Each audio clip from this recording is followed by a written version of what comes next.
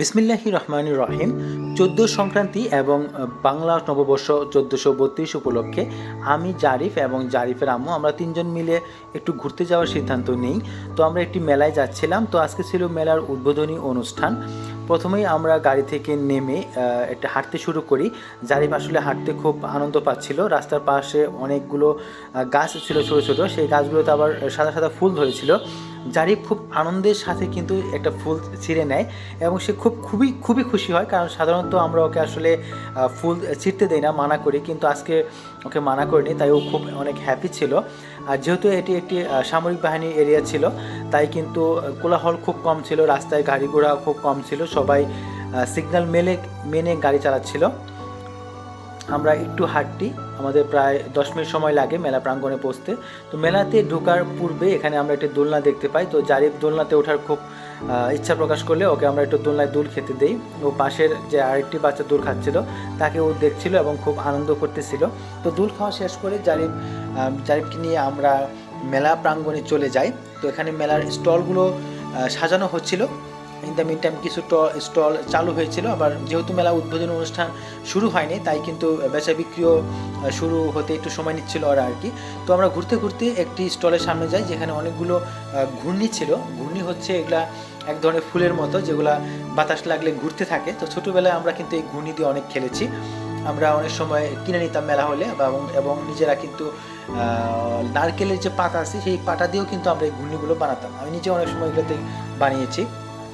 তো জারিফ এখানে অনেকগুলো ঘূর্ণি ডেকোরেশন করা ছিল, সেগুলো নিয়ে খেলতে থাকে, হাত দিয়ে ঘুরাতে থাকে। ও খুবই আনন্দ এবং উৎফুল্ল হতে থাকে এগুলো ঘুরাতে, এবং আমিও কিছুটা আসলে আমার শৈশবে ফিরে যাই, যেখানে আমার মনে পড়ে যে একসময় আমি এই ঘূর্ণি নিয়ে কত খেলা করেছি। আমরা এই ঘূর্ণি হাতে ধরে অনেক দৌড়াতাম। তো মেলা স্টল ঘুরতে ঘুরতে আমাদের উদ্বোধনী অনুষ্ঠানের সময় শুরু হয়ে যায়।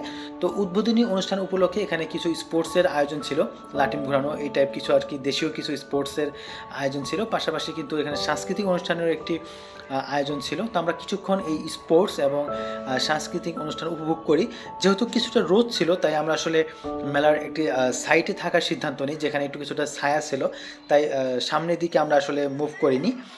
তো কিছুক্ষণের মধ্যে এই উদ্বোধন অনুষ্ঠান শেষ হয়ে গেলে মেলার প্রধান অতিথি মেলা প্রাঙ্গণ ভিজিট করেন। আমরাও একটু হাঁটাহাঁটি করি পাশাপাশি। তো হাঁটাহাঁটি করতে জারিফ আসলে বেশিক্ষণ বসে থাকতে চাচ্ছিল না, ও বারবারই মেলাতে হাঁটতে চাচ্ছিল আর কি। তাই আমরাও বসে না থেকে জারিফকে নিয়ে আমি আবার একটু হাঁটতে শুরু করি।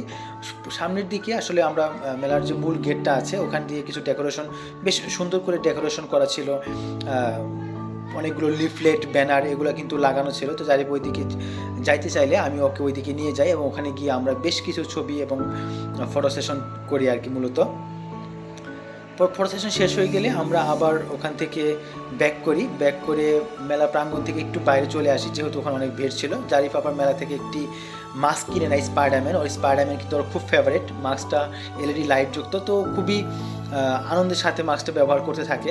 আসলে ও যে কোনো খেলনা পেলেই খুব আনন্দ হয়, বাট স্পাইডারম্যান ওর জন্য বিশেষ প্রিয়। তো এই পরিবেশটাও কিন্তু অনেক সুন্দর ছিল। পাশে অনেক বড় একটা পুকুর ছিল, আমরা সাধারণত এত বড় পুকুরকে দিঘি বলে থাকি। তো পুকুরের পানিগুলো ছিল অনেক টলটলে, ঠিক যেন গ্রামের একটি পুকুর। বাঁধানো ঘাটটা ছিল অনেক সুন্দর, সেখানে আমরা কিছুক্ষণ বসে থাকি।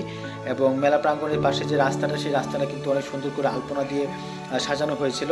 সেখানে গাড়ি যাওয়া নিষেধ ছিল বলে জারিফকে আমি হাত থেকে ছেড়ে দিই, ও একা একা হাঁটতে থাকে। আমি জারিফের সামনে থাকি, জারিফের মা জারিফের একটু পিছনে থাকে। জারিফ কিন্তু একা একা এখানে হাঁটতে থাকে। তো হাঁটাহাঁটি শেষ করে আমরা আসলে মেলা প্রাঙ্গণ থেকে একটু বাইরের দিকে বের হয়ে আসি, কারণ আমরা আসলে টায়ার্ড হয়ে গিয়েছিলাম। জারিফ হাঁটতে অনেক টায়ার্ড হয়ে গিয়েছিল। সো আমরা ফাইনালি মেলা প্রাঙ্গণ থেকে হেঁটে বের হয়ে আসি, এবং এখানেও কিন্তু আমরা অনেক টাইটিং ব্যবস্থা ছিল, যেগুলো আসলে সন্ধ্যার সময় হয়তো আরও সুন্দর দেখা যাবে, কিন্তু যেহেতু জারিফ টায়ার্ড ছিল তাই আমরা চলে আসার সিদ্ধান্ত নিই, এবং আমরা কিন্তু খুব দ্রুত এখান থেকে চলে আসি। তো এটা ছিল জারিফকে নিয়ে আমার করা প্রথম ব্লগ। আশা করি আপনাদের ভালো লাগলে নেক্সটে জারিফকে নিয়ে আমি আরও নতুন ব্লগ নিয়ে হাজির হব ইনশাআল্লাহ। আসসালামু আলাইকুম।